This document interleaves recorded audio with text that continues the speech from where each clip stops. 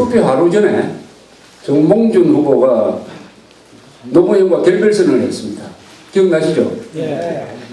그러면 노무현 후보가 불리할 줄 알았는데 그것도 노무현 후보한테 유리한 결과로서 나왔습니다. 왜냐? 경계심을 가진, 야, 이거 큰일 났다 해가지고 노무현 지지자들이 투표장에 더 많이 나갔다.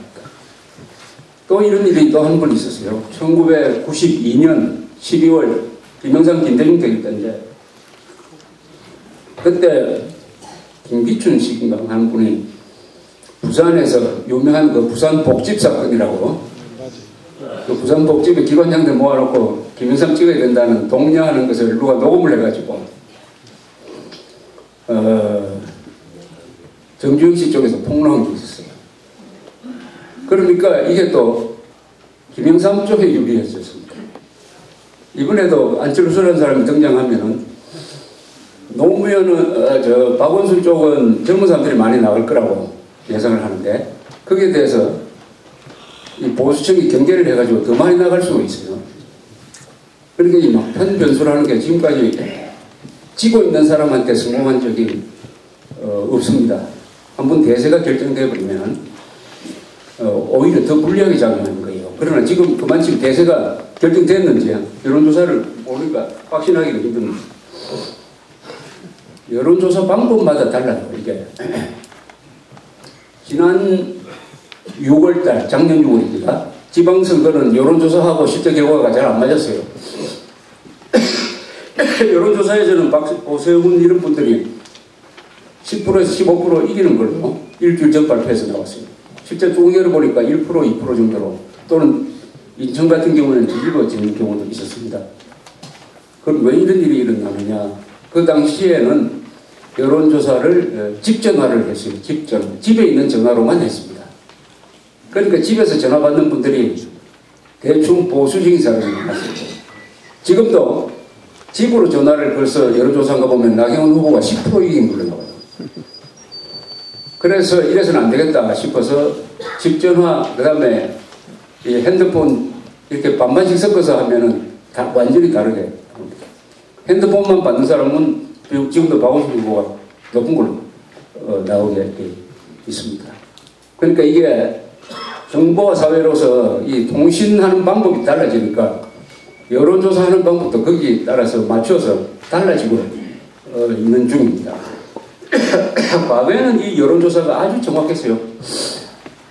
2002년, 1997년 경우에는 거의 1%까지 맞췄어요. 1,500명을 상대로 한 조사에서 그걸 가지고 3천만 명이 투표하는 그 지지율을 1%까지 알아맞춘다는 것은 이건 굉장한 과학입니다. 그런데 여론 구조가, 통신 구조가, 정보 유통의 구조가 바뀌니까 이게 안 맞게 됐다. 그런 걸 예상을 하면 지금 이 11.6 선거의 귀추를 함부로 이렇게 예단하기는 좀 힘듭니다. 그러나 대충 추세로는 나경원 후보의 승리로 이렇게 보여지는데 모르죠. 또 그날 어떤 일이 앞으로 2, 3일 중 일어날지. 그래서 우리가 애국 시민으로서, 민주 시민으로서 할 수 있는 것은 아는 사람한테 전화를 걸어가지고 투표장에 많이 나가라는 권유를 적극적으로 해요. 투표장에 나가라. 누굴 찍을 거냐, 그건 당신들이 다 알아서 할 테니까. 어쨌든 투표장에 많이 나가라고 권유하는 게 나라를 지키는 방법으로 생각합니다. 권유하는 것입니다. 전화를 하는 방법도 있고, 만나서 이야기하는 방법도 있고, 인터넷을 하는 방법도 있고, 이 회원들 가지고 관리하는 분들은 회원들한테 그 사실을 알려줘야 됩니다. 알려줄 때 누구를 지지하라고 하지 마시고 10월 26일 날 투표하러 가자, 뭐 이런 메시지만 보내면은 되지 않을까 하는 생각을 하고 있습니다. 오늘 우리 좋은 강사분들 한 분 모셨습니다. 이주영 교수님인데 건국대학교 부총장을 하시고 미국사를 전공하시고 그리고 최근에는 특히 이승만 연구를 많이 하시면서 우리 교과서 만드는데도 관계를 하시고 해서 이 한국 현대사와 교과서가 엉뚱한 방향으로 가지 않도록 아주 일선에서 검토하고 계시는 우리 이주영 교수님이 조금 이따 나오셔가지고 요새 일어나고 있는 이 역사전쟁의 실상을 체험적으로 말씀해 주실 겁니다. 역사전쟁은 오늘도 일어나고 있습니다. 오늘 조선일보 보시면 중학교 교과서를 만들 때 대한민국은 한반도 유일한 합법정부다 하는 것에서 유일한을 빼자고 지금 기준을 만듭니다. 한반도에 그러면 대한민국 유일한 합법정부가 아니면 북한도 합법정부라는 뜻 아닙니까? 그럼 뭐 한반도에 두 개의 국가가 존재한다는 건데 이거 헌법에 맞지 않는 건데 그럼 반헌법적이고 반사실적인 지금 집필 기준을 1차적으로 만들었다고 그래요. 물론 저기 단계적으로 올라가면 바뀔 가능성이 많습니다.